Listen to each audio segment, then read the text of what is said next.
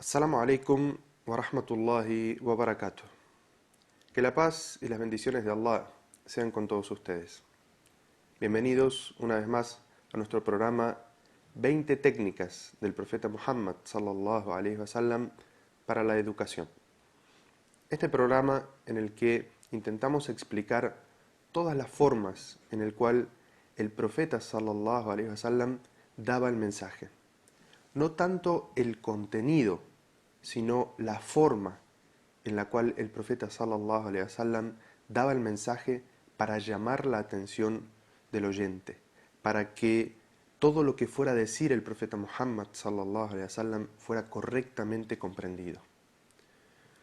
No tenemos que olvidar que Muhammad sallallahu alaihi wasallam fue enviado como una misericordia para todos los mundos.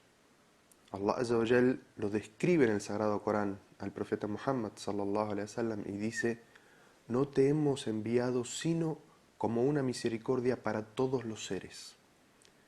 El profeta Muhammad sallallahu alaihi wasallam de esa manera es en toda situación y en toda obra una misericordia para nosotros. Y quien siga al profeta Muhammad sallallahu alaihi wasallam y se aferre a su forma, se aferre a sus enseñanzas, se aferre a su ejemplo de vida, se acerca a Allah, cumple con la adoración, se transforma en la mejor de las personas que puede ser, porque el profeta Muhammad sallallahu alaihi wasallam, tal como Allah lo describe en el Sagrado Corán, es el mejor ejemplo. Allah Azza wa Jal dice: por cierto que tienen en el mensajero de Allah al mejor ejemplo. Entonces, ¿cómo no íbamos a estudiar la forma en la cual el profeta Muhammad sallallahu alaihi wasallam nos dio el mensaje, nos transmitió el mensaje, nos enseñó el din? Y el profeta Muhammad sallallahu alaihi wasallam no enseñó solamente con palabras, sino que enseñó con su ejemplo, con su forma de ser. Y por eso hoy vamos a estudiar una técnica que nos enseñó el profeta Muhammad sallallahu alaihi wasallam, que es responder las preguntas antes de que sean formuladas. El profeta Muhammad sallallahu alaihi wasallam se preocupaba de qué era lo que pensaban las personas, cuáles eran las dudas que podían tener, cómo les podía llegar en su vida la información para que pudieran ser mejores musulmanes. ¿Qué es lo que pasaba por la mente de las personas?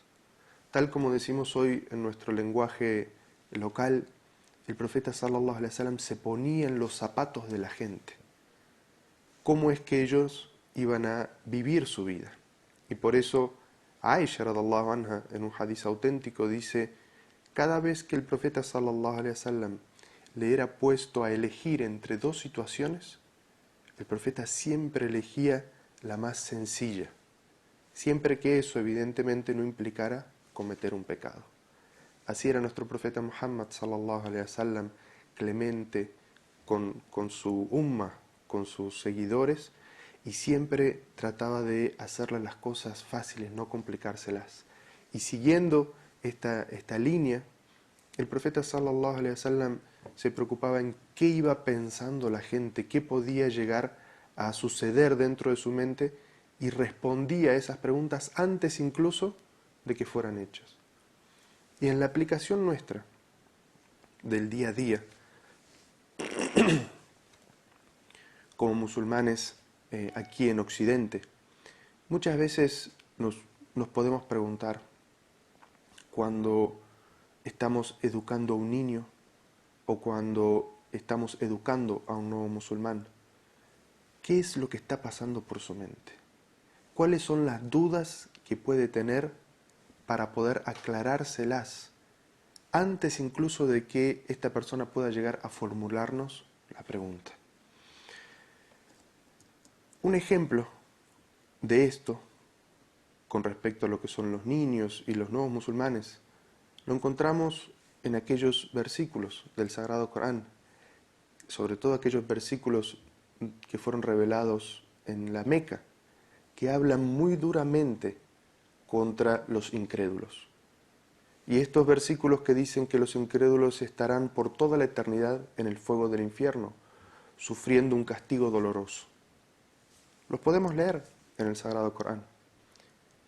Y cuando nos toca explicarlos o leerlos en la intimidad de nuestra casa, con nuestros niños pequeños, o con los jóvenes, o con aquellos que recién se han vuelto musulmanes y están leyendo el Sagrado Corán, quizás no deberíamos esperar a que ellos piensen sobre estos versículos, sino antes explicárselos. Porque en más de una situación me ha pasado, como imam o dando una conferencia, o estando simplemente con un grupo de niños en la escuela islámica, que los niños vengan con la pregunta. Evidentemente estos niños van a un colegio, a un jardín de infantes, donde tienen amiguitos, mi amiguito José, mi amiguito Martín. Ellos no son musulmanes, son incrédulos, se van a ir al fuego del infierno por toda la eternidad. Y ellos tienen un cariño, una amistad con estos niños. Y estos, evidentemente que uno diga que los incrédulos van a ir al infierno por toda la eternidad, los afecta y los entristece. ¿Acaso estos versículos se refieren a ellos? Evidentemente, si nosotros estudiamos el contexto del Sagrado Corán, nos vamos a dar cuenta que todos estos versículos vienen como respuesta a aquellos incrédulos que el profeta sallallahu alaihi wasallam les ponía claramente el mensaje, y era el profeta de Allah, y ellos lo rechazaban, y no solamente lo rechazaban, sino que combatían al profeta, intentaban matarlo, intentaban perseguir a los musulmanes, torturarlos y matarlos. Y sobre ellos descendieron estos versículos.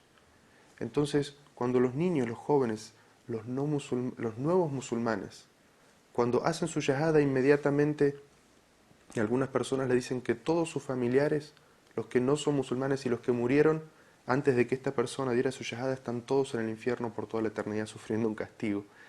Esto afecta profundamente a las personas. Entonces, creo que es muy propio de nosotros que vivimos en Occidente, que vivimos rodeados de gente que no es musulmana.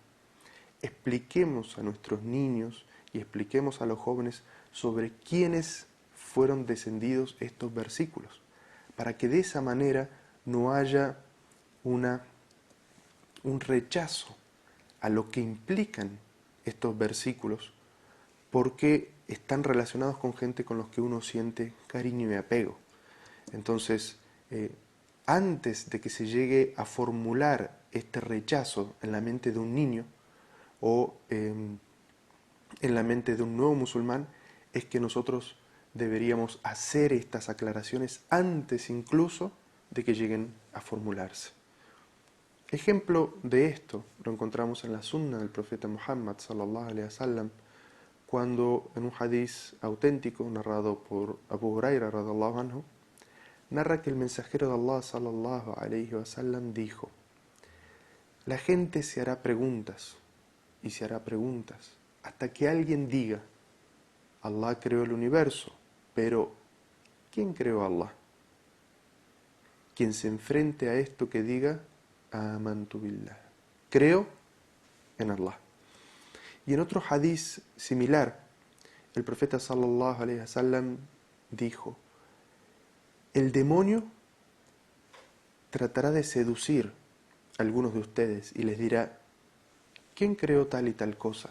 Con el objetivo de que piense y reflexione, hasta que en un momento le diga: ¿y quién creó a tu Señor? Cuando llegue a ese punto, busquen refugio en Allah, dice el profeta sallallahu alaihi wasallam. Digan: a'udhu billahi minash shaitanir rajim. Busco refugio en Allah del maldito shaitán. Y dejen de pensar en eso. El profeta sallallahu alaihi wasallam de esta manera se está adelantando. Nos está diciendo: la gente pensará y estará reflexionando sobre la creación. ¿Quién creó esto? ¿Quién creó aquello? Hasta que por la lógica del pensamiento en un momento llegue: ¿y entonces quién creó a Allah?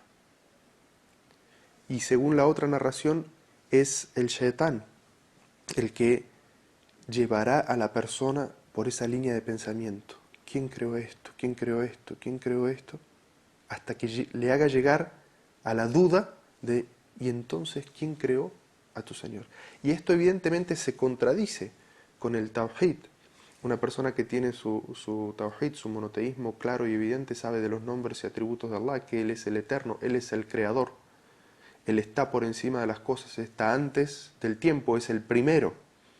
Entonces, quien tiene esto claro en su corazón, tiene este conocimiento, no le llega esta duda. Pero quien no lo tiene, Shaitán lo puede tentar. Y por eso, en las dos narraciones del hadith, el profeta sallallahu alaihi wasallam dice, di, creo en Allah. Y en la otra, di, a'udhu billahi minash shaitanir rajim. En la primera, creo en Allah.